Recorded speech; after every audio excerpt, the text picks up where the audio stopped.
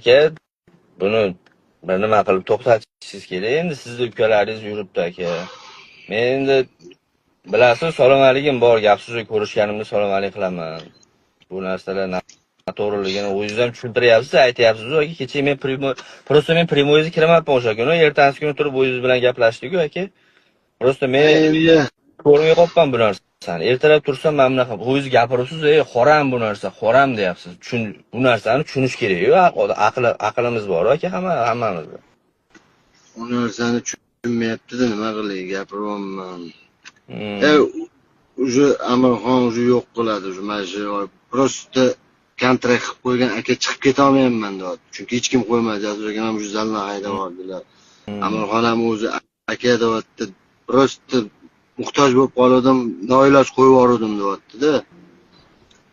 Hozir mana shu oy tugataman bo'ldi deyapti. Unaqam yo'q deyapti.